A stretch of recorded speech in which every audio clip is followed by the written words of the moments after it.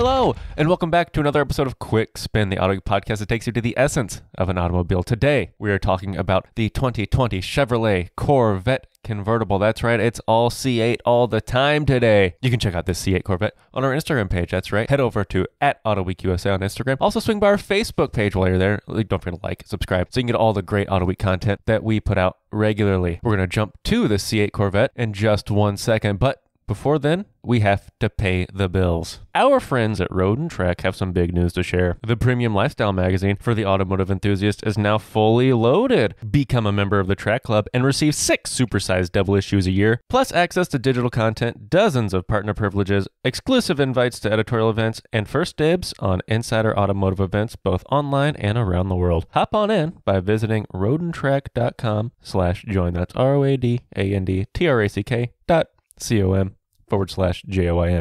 And without any further ado, Robin, tell me about this Chevrolet Corvette. Well, I'd be happy to, except that I wasn't the one that drove it. Ren, you drove it. Wait. So you tell me about this car. That's what I'm here for, you to tell me about it. Oh, man.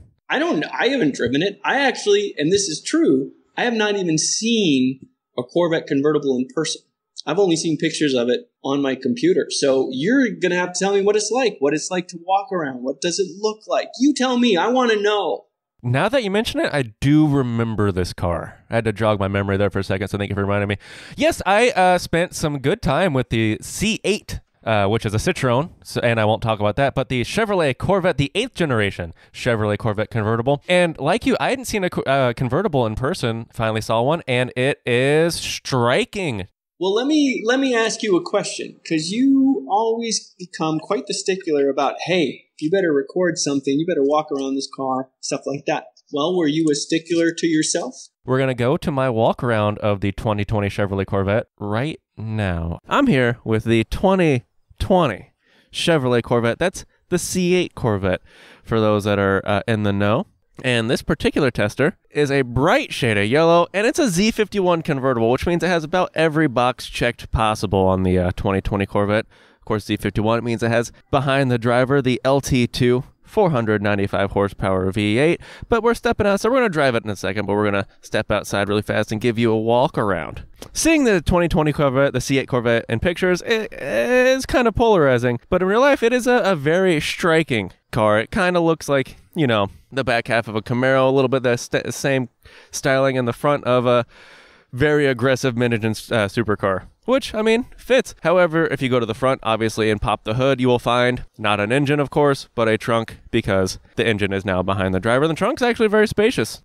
Went to a trip to a grocery store and filled it up with pizzas, as an adult is one to do. Now, moving into the car, it should be noted that the sills are quite wide. So if you have a narrow, for some reason, parking spot, and it doesn't have billionaire doors, so the doors open like a traditional Corvette. If you have a narrow parking spot, you might find some problems because the sills are probably, just looking with my eyeball here, about a foot wide. So kind of a big step in. But the driver's seat, sitting from the driver's seat, as you often do if you're driving it, it feels kind of special. It feels kind of like a fighter jet. The infotainment screen's angled at you, the driver. The gauge pod is, obviously pointed at you too. You're sitting in kind of an aircraft cockpit, which is hilarious. The seats, a pair of heavily bolstered performance seats, got a lot of carbon fiber everywhere. Sitting in the car, the H point's a little high for me. And also the striking line of buttons in person is not as uncomfortable as it may seem. It looks actually really good in person. It fits the interior styling.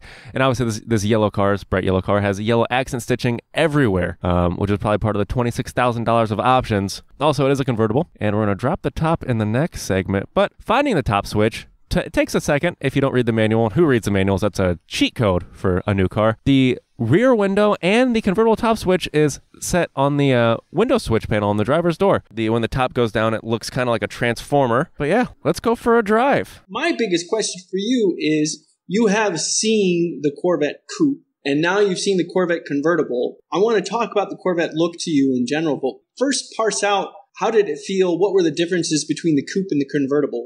Was the convertible visually different to look at, with the top up, with the top down? I mean, how did that feel? I don't know, right? So the coupe looks like a traditional supercar, right? There's a big honking rear hatch, It's great. The convertible, instead of a big, massive rear hatch, because it's a folding hardtop convertible, very cool. It's got two long sills behind the driver, sort of like driver's pods. Now, the huge downside, which was only brought to my attention when my house maintenance guy that I'm renting the house from, property manager maintenance guy, came over and said, "Hey, can I see the engine?" And I said, "Sure. I can open a hood. This is not very hard." You cannot actually see the engine in the convertible. That is, I would imagine that's a downside for some, because that's where the top goes. So you would have to get the top in a staging assembly and then remove a heat shield, because there's a heat shield that protects the headliner and the rest of the top. I guess that's the only real negative of the convertible. The long flat back of the convertible C8 Corvette makes it look almost like a long tail version, which is interesting. Which is aesthetically, very, very cool. I would not have expected that. Do you think that the Corvette convertible and the Corvette generally still looks like a Corvette? Did Chevrolet go too far departing from the classic Corvette lines? Or do you still see Corvette when you look at the C8 convertible? The obvious answer is, yeah, it still undeniably looks like a Corvette. Like, if you strip this of its badges, I'd say, did GM build a mid-engine supercar? And somebody from GM would climb out and say, no pictures, while you're looking at this prototype, please leave. I'd say, it is a Corvette. It does look exotic, though. So, if it looks like a Corvette and you had the keys to this thing, I can only hope and assume that you did drive it. And I'm quite interested to know what it was like to drive. I did drive it, and we're going to hear that right now. Thank you for that segue. So the sight lines, backing up, you're going to rely a lot on the cameras in this Corvette, because the sight lines are expectedly bad on a mid-engine car. Flip it into the Z mode real fast, which opens up. The Z mode's a customizable drive mode where you kind of can set in the settings how you want the car to perform. Right now it's set with the engine and track and everything else in sport mode. Riding on a set of Michelin Pilot 4S's, I believe, are the standard tire for the Z51 Corvette. Obviously it's going to get more aggressive as the Corvette gets more aggressive. The transmission, so I've been in a lot of dual clutch, I've driven a lot of cars with dual clutch transmissions. Obviously the standard is the PDK, and this is every bit as sharp as the PDK, I would say. Lightning fast shifts, on demand, up or down. The sport suspension and the suspension in sport mode is firm, expectedly firm. So be careful around the old potholes. Obviously you can soften that up with the touring mode. We are just cruising.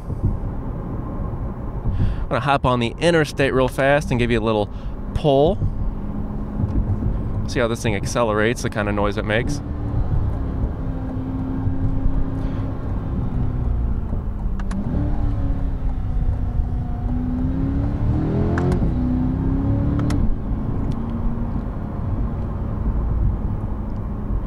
You do get a good amount of engine noise. Oh, there's a ripple in the street. You do get a good amount of engine noise in the cabin.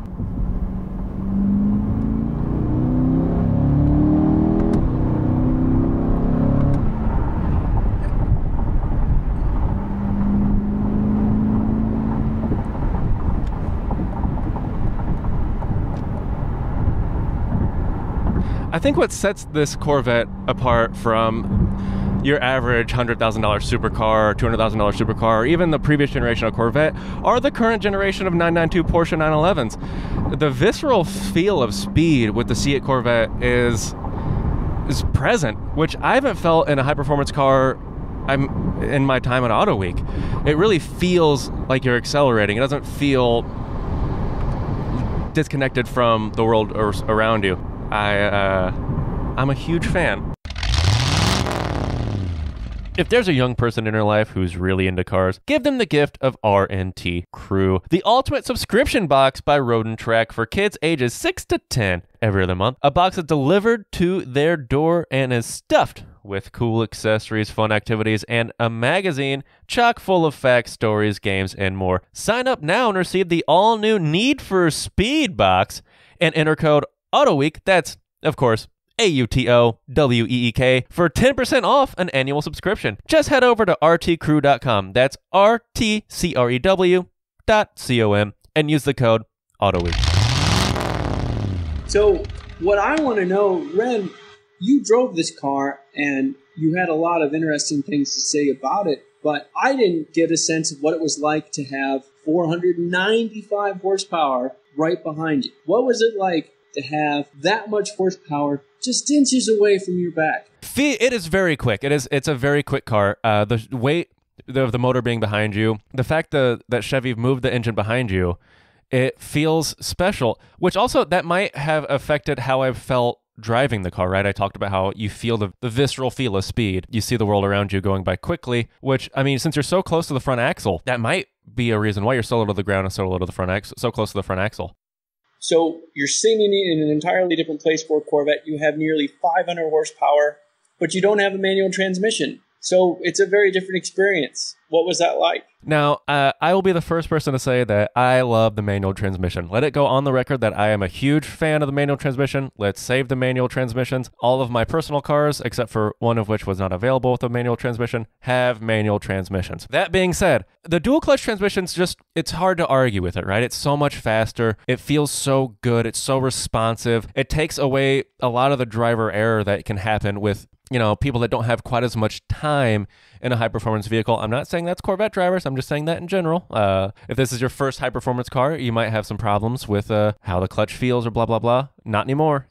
You rip off lightning-fast shifts, obviously paddle-controlled, and you have so much fun doing so. Now, would it be better if it had a manual transmission, or would it be more engaging? I don't know. It's hard to say. Honestly, it feels almost as good as having a sequential transmission. Obviously, it doesn't, but it has that kind of race car feel to it, I feel, having driven cars with sequential transmissions. So you always get a wry smile on your face. Even though I don't always see you, I know the smile is there, and you want to know what the essence of a car is. And here it is. The tables have turned. Oh, man. I need to know from you, what do you think? What is the Corvette Convertible's essence? Yeah, so that's a very good question. And I've been dreading this question, obviously, since we've arranged this. I've been thinking a lot about it. And this is a huge generational shift for the Corvette, right? It's everything that, maybe not everything that Zora wanted, because Zora couldn't probably imagine what this car would be. But I think Zora would be happy. But Zora definitely did want mid-engine. Definitely did want mid-engine, of course. But I think it is the most honest evolution of the Corvette that we've seen. It is the true changing of the guard for the Corvette. It's a modernization of the Corvette. I think the convertible also adds a lot of elements that, because traditionally when you picture a Corvette owner, you're picturing the guy, mid-50s, has a Corvette jacket, doesn't really drive the car aggressively. I think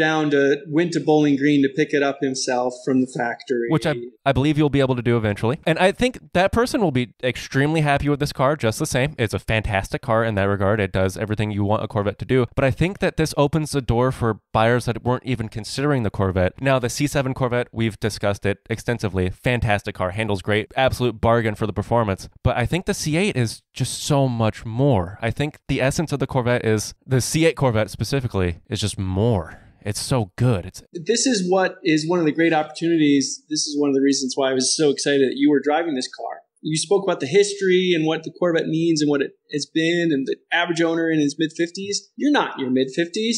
You're in your 20s. You're not a Corvette traditionalist because the Corvette's more than twice as old as you. Did you like it? Did you like it? This car's incredible. If I had the money, now the stickler for the convertible, all right, this is combined with the ability that you really can't get a 2020 right now. The problem with this car is the price. Oh, if I had the money, I'd be screaming at the big Corvette dealer saying, give me my car. I want my car. This car's awesome. I think I'm more of a coupe person personally. I like to see the engine, and also I hate the sun. People know me. I might be a vampire. But the sticker price, Robin, are you sitting down? I can see you, so I know you are, but are you sitting down? Hold on. Wait. Yes, I am sitting down. $93,660 as delivered.